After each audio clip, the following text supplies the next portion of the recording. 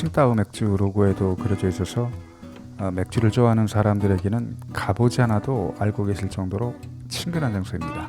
처음 잔초가 세워진 목적이 당시 청나라가 외세 침략에 대비하기 위한 현지의 물자 공급을 목적으로, 그리고 해군 전함들의 부두로 사용되었다가 1차 세계대전 때 파괴되었었고요. 그 이후에 재건돼서 현재는 칭따오를 대표하는 랜드마크가 되었습니다. 잔초에서 보는 칭따오 구시가지의 풍경이 굉장히 인상적이고요.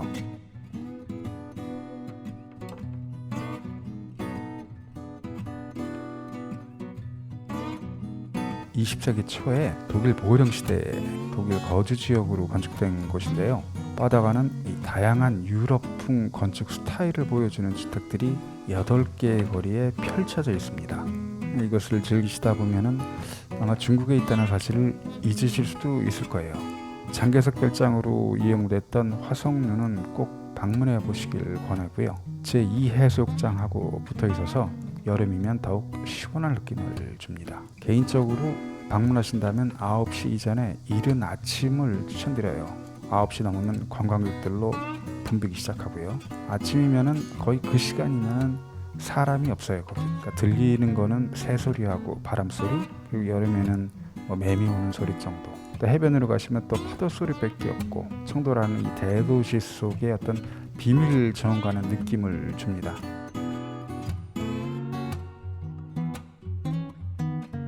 칭따오 천주교당은 본래 이름이 절강로 천주교당입니다. 잔초와 함께 칭따오 구시가지의 대표적인 관광지고요. 독일 고딕 양식으로 지어진 이 천주교당은 칭따오 인증샷에 필수로 들어간 장소죠. 내부는 우리가 알고 있는 천주교당의 모습과 비슷해요. 중간중간에 그 한자, 예수, 할렐루야 이런 게 한자 덕분에 묘한 분위기를 자아내는 장소입니다. 일요일은 미사 때문에 일반인들 출입은 금지됩니다.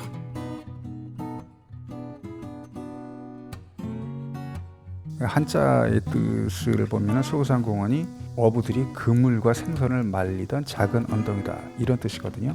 1984년에 칭따오시가 공원으로 조성하면서 요즘 모습을 갖추게 되었고요. 신호산공원과 함께 칭따오의 유럽식 붉은 지붕을 한눈에 볼 수 있는 전망대로 인기가 좋습니다. 일몰 때 시간을 이렇게 맞춰서 방문해 보시면 잔초 쪽으로 떨어지는 그 일몰 모습이 굉장히 아름다워요. 신호산공원하고 비슷한 힘일 텐데 이 소호산공원이 신호산공원보다 접근하기도 쉽고 풍경도 훨씬 더 좀 튀어 있다고 그러나요? 두 곳을 다 가보시기가 힘드시다 그러면 신호산공원보다는 소호산공원을 추천드립니다.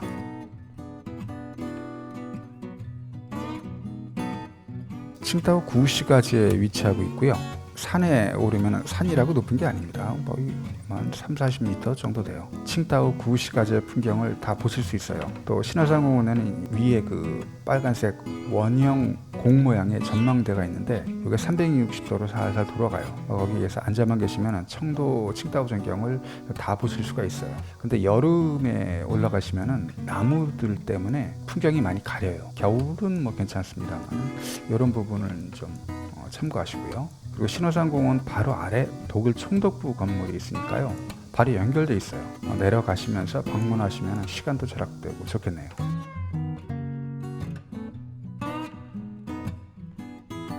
칭따오 여행을 오시면 빠지지 않고 들리는 관광지 영순이입니다. 맥주를 만드는 모습을 볼 수 있는 공장, 그리고 맥주 역사도 둘러보고 마지막에는 공장에서 만든 그 맥주를 바로 시음할 수 있는 이 맥주 덕분에 사랑을 많이 받는 장소죠. 그리고 65세 이상일 경우에는 대한민국 여권을 제시하면 무료 입장이 되니까 참조하세요. 맥주 박물관 앞거리가 칭따오에서 유명한 맥주거리입니다. 낮에는 사실 별 볼 일 없는 공간인데 저녁이면 여기가 야누스처럼 거리 자체가 초대형 노천 음식점으로 변해요. 사실 칭따오에서 빼놓을 수 없는 풍경이거든요. 맥주 박물관을 오후 늦은 시간으로 스케줄을 잡으신다면 맥주 박물관 관광 마치시고 나오시면서 여기서 저녁 아니면 맥주 한잔 하시면 굉장히 좋을 것 같아요. 근데 주의하실 점은 아무래도 이 지역이 관광객을 대상으로 하는 지역이다 보니까 음식 값이 좀 비싸요.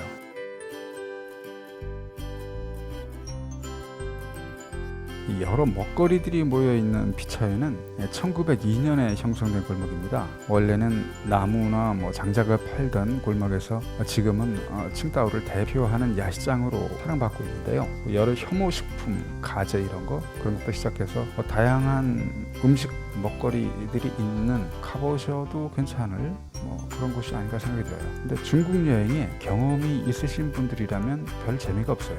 중국 어디나 이런 느낌의 거리들은 다 있거든요. 방문하신다면 저녁 시간이 좋을 것 같아요. 저녁이 되면 이 피차온 골목뿐만 아니라 그 피차온과 연결된 그 인근 거리도 역시 또 청도 특색인 것 같아요. 야외 레스토랑으로 싹 변해요. 그 길거리에서 사람들이 모여서 청도 맥주에 꽃이나 이런 걸 먹는 이런 큰 그 오픈 레스토랑 형식이 되는데 그게 또 볼만합니다. 오전에는 가지 마세요. 그 시간대에는 사람도 없고 아직 오픈하지 않은 가게들도 많아요.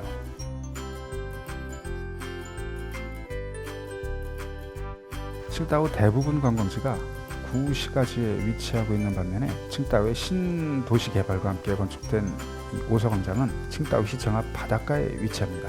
5월의 바람이라는 이 건축물이 바로 오사광장 중심에 위치하고 있고요. 5월의 바람은 1차 세계대전에서 패배한 독일이 산동성을 일본에 넘겨주기로 합의하자 중국에서 일어난 대대적인 반제국주의와 반일 운동이 일어났거든요. 그걸 기념하기 위해서 만든 건축물입니다. 방문하신다면 저녁이 좋아요. 오후 7시 이후. 밤이면은 이 칭다오 해변 빌딩들이 쫙 있거든요.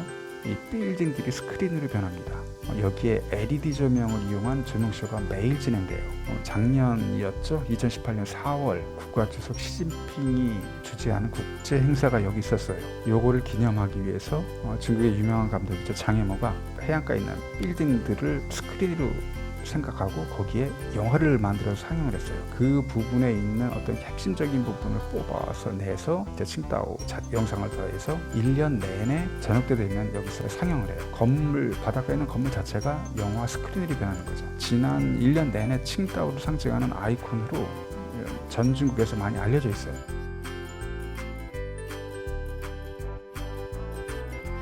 (2008년) 열었던 베이징 올림픽 때 그 요트 경기장으로 사용되면서 조성된 공원인데 당시에 사용했던 깃대하고 상징물들이 아직도 남아있어요. 이건 역시 방문하신다면 저녁 식간을 추천드려요. 오사광장하고 딱 연결돼 있다 보니까 오사광장에서 요트 경기장 야경을 같이 볼 수 있어요. 한마디로 칭다오 야경을 제대로 보려면 올림픽 요트 경기장에서 보는 게 제일 좋습니다. 요트 경기장 등대가 있어요. 등대에 방파제로 연결되어 있는데 방파제 측면에 이전에 공간을 만들어 놨는데 이거를 요즘에는 레스토랑하고 카페로 다시 오픈했더라고요. 칭다오 야경을 즐기시면서 간단한 맥주, 커피 아니면 식사를 함께 즐길 수 있는 아주 재밌는 공간이에요. 그리고 올림픽 요트 경기장하고 붙어있는 그 바이리 광장이라고 영어로 하면 마리나 시티인데 이 바이리 광장은 망했어요. 근데 망해도 아직 운영하는 몇 개 그 음식점들이 있거든요. 대표적인 게 스타벅스, 맥도날드, 버거킹, 딤섬 업체 있죠.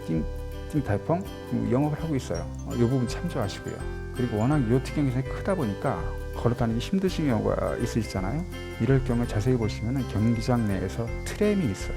트램은 오사광장 입구에서부터 등대까지 연결되어 있어요.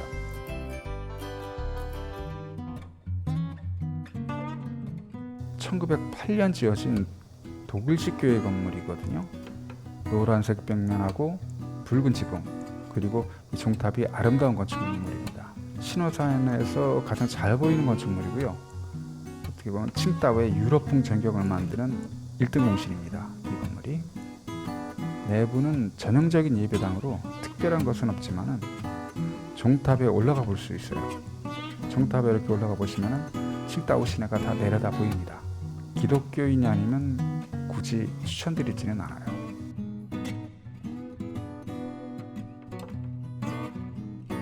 1897년 독일이 청도를 점령했었을 때 독일 총독의 관저로 지어진 곳입니다.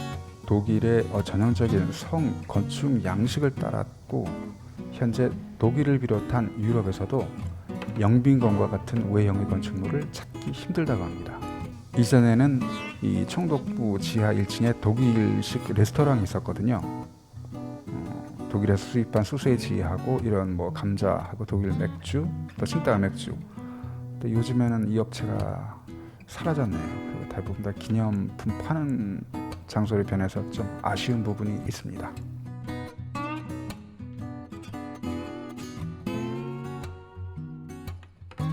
타이동 야시장은 칭따오의 명동이라고 불리는 청도에서 가장 번화한 곳입니다. 쇼핑센터 있고 식당 뭐 다양해요. 밀집해 있는 칭따오 시민들이 가장 많이 모이는 곳이에요. 낮보다는 밤이 더 화려하거든요. 여기가 오후 5시 되면은 벌써 오징어 꼬치, 양꼬치 뭐 다양한 먹거리들 만들어내는 야시장이 열려요. 그리고 각종 보세 제품, 뭐 액세서리, 그리고 수출 의류 등 다양한 이런 잡화를 구입할 수 있어서 관광객들이 선물을 구입하기 위해서 필수로 들리는 곳입니다.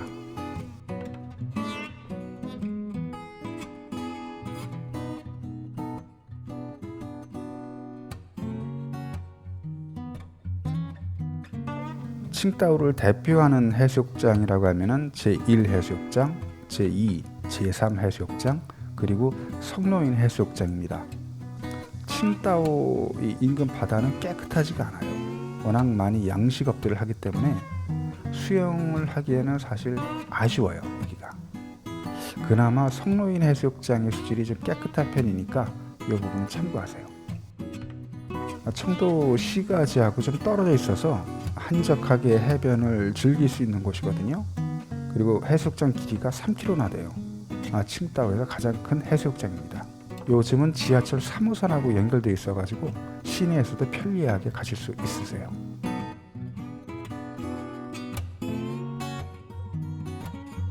제2 해수욕장은 다른 곳에 비해 좀 더 깨끗해요. 물이. 그래서 해수욕 하시기에 적합하실 거예요. 제2 해수욕장은 물이 안 좋습니다. 해수욕한다기보다는 바다를 본다라는 또 바닥 안 하고 붙어 있다 보니까 바닷물에 발정도 담그는 정도까지는 가능하실 거예요. 그리고 제3 해수욕장은 칭따오시 동부 쪽에 있어요. 해수욕하면서 칭따오 신시가지를 바라보는 우리나라의 어떻게 보면 해운대 같아요. 또 수심도 그렇게 깊지 않아요.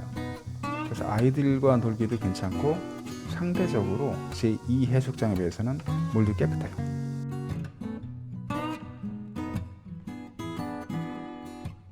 칭따오 동부 해안에 있는 라오산은 중국인들이 도교의 성지라고 믿고 있습니다. 그리고 여기 지형이 빙하기에 형성된 피오르드 해안, 노르웨이 이쪽에 보면 그런 해안 있죠. 피오르드 해안이 있고 또 산에서는 광천수가 나와요. 지리적으로 매우 흥미로운 곳입니다. 역사적으로 보면 2000년 전에 중국을 지배했던 진시황제 그리고 한나라를 융성하게 한 한무제, 이 사람들이 이 산을 영적인 산으로 믿었다고 그래요. 라오산의 관광 포인트의 대표적인 거는 산을 깎아서 만든 해안도로예요. 근데 그 도로를 타고 바닷가하고 산이 딱 붙어 있는 그 모습이 상당히 절경입니다. 방문하신다면 최소한 칭따오 여행이 3박 4일 일정 정도 되셔야 쾌적하게 여행이 되세요. 라오산은 3개의 코스가 있습니다. 한 코스를 다녀오시더라도 최소한 하루 정도가 필요해요. 그래서 라오산은 제가 별도 영상을 만들어 나중에 올려드리겠습니다.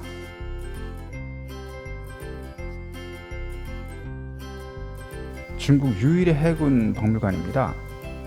해체된 무기나 전투기, 미사일, 잠수함 등 이렇게 가까이 보실 수 있으세요. 그리고 2년 전부터 중국 해군이 퇴역시킨 핵잠수함이 전시되어 있어요. 또 별도 입장료를 또 100원을 내고 들어가야 되는데 그냥 시간 있는 분들은 한번 가보시면 어떨까 생각이 들어요.